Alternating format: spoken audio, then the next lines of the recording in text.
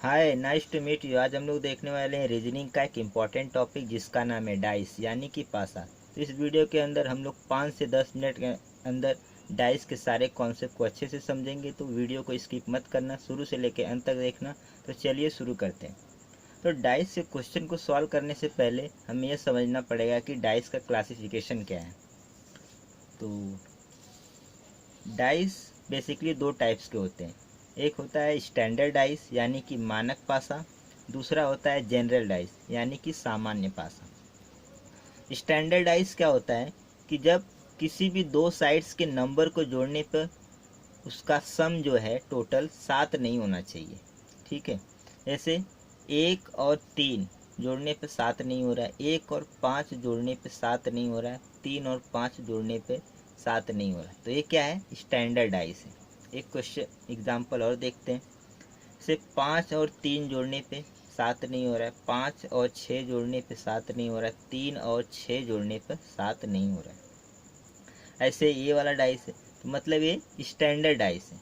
किसी भी दो साइड्स के नंबर को जोड़ने पे 7 नहीं होना चाहिए, तो वो क्या कहलाता है? Standard dice. जनरल डाइस क्या होता है? किसी भी दो साइड्स के नंबर को जोड़ने पर 7 होना चाहिए। जैसे 2 और 5 जोड़ने पर 7 हो गया, मतलब ये जनरल डाइस का केस है। बाकी जैसे 2 और 4 7 नहीं हो रहा, पर 1 7 हो गया। जैसे 6 और 1 को जोड़ने पे क्या हो रहा है? 7 हो रहा है। 3 और 4 को जोड़ने पे 7 हो रहा है। तो कोई ज़रूरी नहीं है कि जब दो डाइस दिया रहे तो दोनों में 7 होना ज़रूरी है।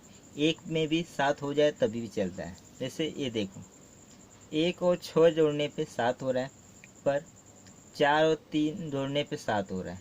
अगर यहाँ पर कोई और नंबर रहता, जैसे 6 रहता, तो 7 नहीं रहता, तब भी ये जनरल डाइस का ही केस कहलाता। तो आई होप आपको स्टैंडर्ड डाइस और जनरल डाइस का क्लासिफिकेशन समझा होगा। अब हम लोग देखते हैं कि स्टैंडर्ड डाइस और जनरल डाइस के क्वेश्चन को सॉल्व कैसे करेंगे। तो जब स्टैंडर्ड डाइस दिया होगा, स्टैंडर्ड डाइस और जनरल डाइस, ठीक है। तो मान लो कि एक डाइस मैं बना लेता हूँ, इस पे कुछ नंबर लिखे हुए हैं कुछ इस तरह से। ये 5 है, ये 4 है, ये 1 है। हमसे पूछ रहा है कि अपोजिट ऑफ 4 निकालना है। तो रूल क्या कहता है स्टैंडर्ड डाइस का निकालने का, कि किसी भी नंबर का अपोजिट निकालना है तो उसमें क्या जोड़ दें कि वो 7 बन जाए। जैसे 4 का अपोजिट निकालना है तो हम इसमें क्या जोड़ेंगे कि वो 7 बन जाए। तो हम इसमें 3 जोड़ेंगे तो 7 बन जाए। इसका मतलब हुआ कि 4 और 3 एक दूसरे के अपोजिट हैं। जैसे 5 का अपोजिट निकालना है तो 5 में कौन सा नंबर जोड़ देंगे कि वो 7 बन जाए? तो 2 जोड़ देंगे। तो 5 और 2 एक दूसरे के अपोजिट हैं। ध्यान रहे कि वो स्टैंडर्ड डाइस का केस होना चाहिए। हमको पता है कि स्टैंडर्ड डाइस को किसी भी दो नंबर को जोड़ने पर 7 नहीं होना चाहिए। इसमें किसी भी दो नंबर को जोड़ने पर 7 नहीं हो रहा है, ठीक है। जैसे 1 का अपोजिट पूछ लिया तो 1 में क्या जोड़ेंगे कि वो 7 बन जाए? 6। तो 1 और 6 एक दूसरे के अपोजिट हैं, ठीक है। अब जनरल डाइस का केस देखते हैं। जनरल डाइस के केस में दो कंडीशन होती है। पहली कंडीशन है कि जब एक नंबर कॉमन हो, when one number is common. फिर डाइस दिया हुआ है कुछ इस तरह से 1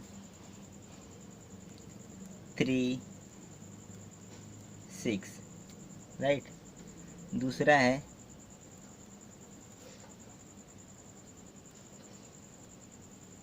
3 5 1। पहली चीज़ तो किसी भी दो नंबर को जोड़ने पे 7 हो जा रहा है। 6 और 1 7 हो गया, तो ये जनरल डाइस का केस है। तो इसको सॉल्व कैसे करेंगे? तो रूल कहता है कि जो कॉमन नंबर है वहाँ से स्टार्ट करना है। जैसे इसमें कॉमन नंबर क्या है? 3 भी कॉमन है, 1 भी कॉमन है। यहाँ पर 4 ले लो आप, 4, ठीक है। ऐसे 3 कॉमन है और इसमें भी 3 कॉमन, तो जो कॉमन नंबर है वहाँ से क्लॉकवाइज लिखना है हमको, यहाँ से क्लॉकवाइज लिखना है। ठीक है, तो जैसे यहाँ से लिखा 3, 6 और 1, यहाँ से लिखा 3, 4 और 5। तो देखो ये 6 और 4 एक दूसरे के अपोजिट होंगे और 1 और 5 एक दूसरे के अपोजिट होंगे। अब रहा सवाल इसका 3 और 3 का। 3 और 3 तो एक दूसरे के अपोजिट हो नहीं सकते, तो इसके अपोजिट क्या हो सकता है? तो बचा नंबर क्या? 2 बचा। तो 2 3 के अपोजिट है और 3 2 के अपोजिट है, राइट? ऐसे। अब दूसरा कंडीशन है जनरल डाइस में कि जब 2 नंबर कॉमन हो, व्हेन 2 नंबर इज कॉमन। कोई भी डाइस दिया हो, 2 डाइस, और उसमें 2 नंबर कॉमन हो। जैसे ये देख लेते हैं, डाइस दिया हुआ है, यहाँ पर 1 है, यहाँ पर 3 है, यहाँ पर 6 है। ये डाइस दिया हुआ है,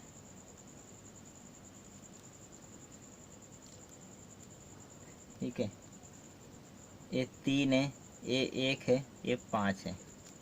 तो पहली चीज़ तो किसी भी 2 नंबर को जोड़ने पे ये 7 हो जा रहा है, तो ये जनरल डाइस का केस है।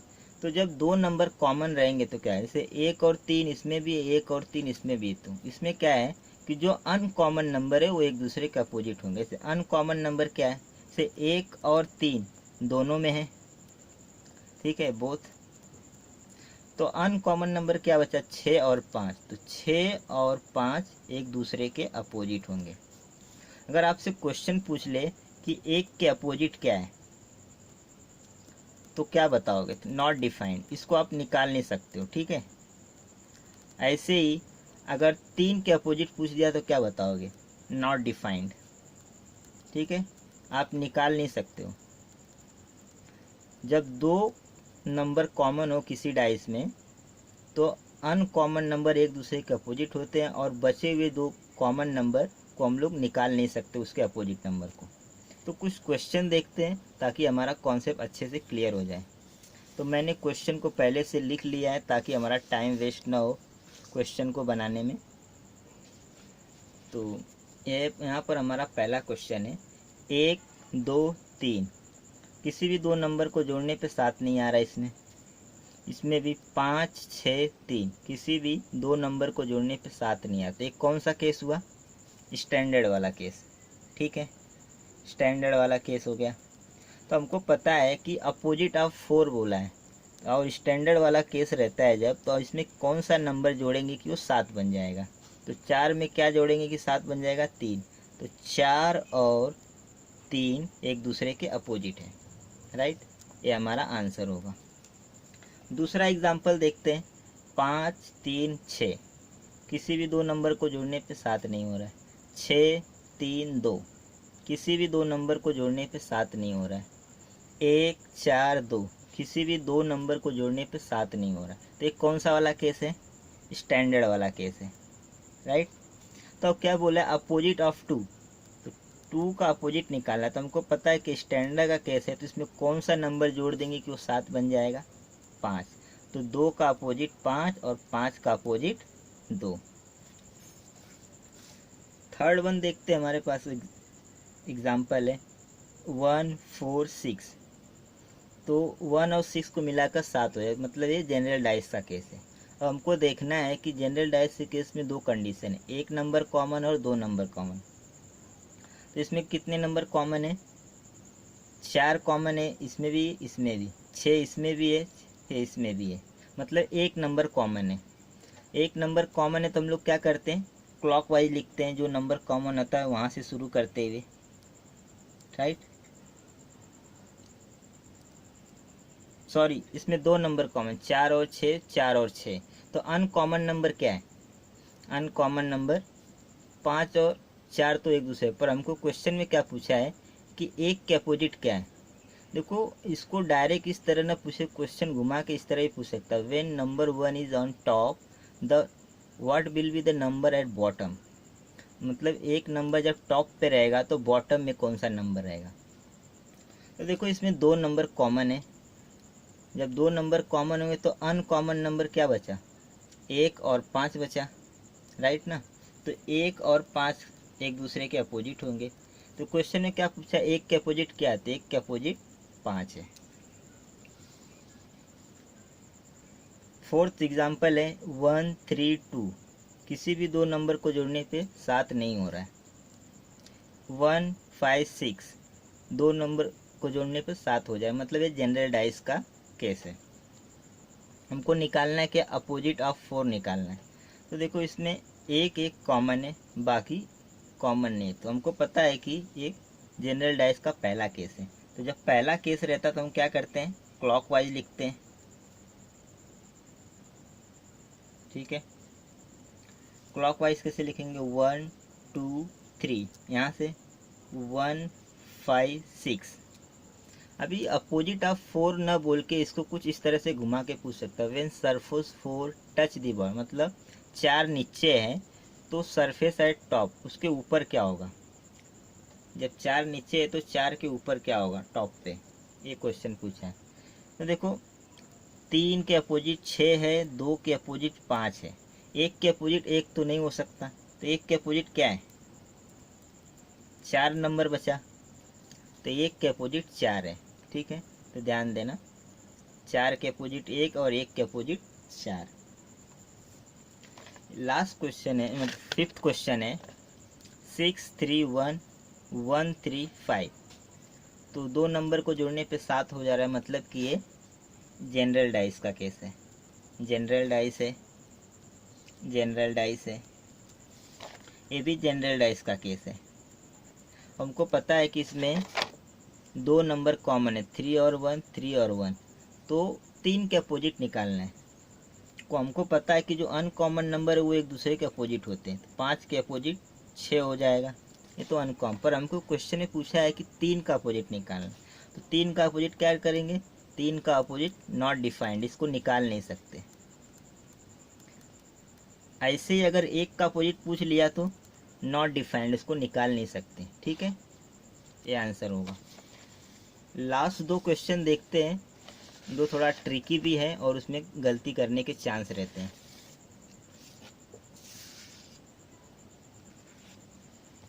क्वेश्चन है हमारे पास 6 1 2 3 6। इस नंबर को जोड़ने पे 7 नहीं हो रहा है, किसी भी 2 नंबर को। 2 4 5, 7 हो गया, मतलब ये जनरल डाइस का केस है। अब हमको देखना है कि पहला वाला केस अप्लाई कर सकते हैं या दूसरा वाला केस। तो देखो 2 और 2 कॉमन है, बाकी तो हम लोग इसमें पहला वाला केस अप्लाई कर सकते हैं, राइट। तो 3 और 6, 3 और 6 दोनों हैं, मतलब यहाँ पर 2 नंबर कॉमन है, ठीक है। क्वेश्चन में क्या पूछा है कि अपोजिट ऑफ 2 निकालना है। तो अब सवाल ये उठता है कि पहला वाला केस अप्लाई करना है या दूसरा वाला। तो कौन सा भी केस अप्लाई करो आंसर आ जाएगा। देखो क्या है, अपोजिट ऑफ 2 निकालना है। ये पहला वाला केस अप्लाई करेंगे तो क्या है, 2 6 3, क्लॉकवाइज लिखेंगे, 2 5 4। 3 के अपोजिट 4 है, 6 के अपोजिट 5 है, और 2 के अपोजिट क्या है, हमको 2 के अपोजिट निकालना है। तो 2 के अपोजिट क्या बचा, 1 बचा। तो 1 के अपोजिट 2, 2 के अपोजिट 1। तो पहले वाले का तो आंसर हो गया, पहले वाला केस लगाकर।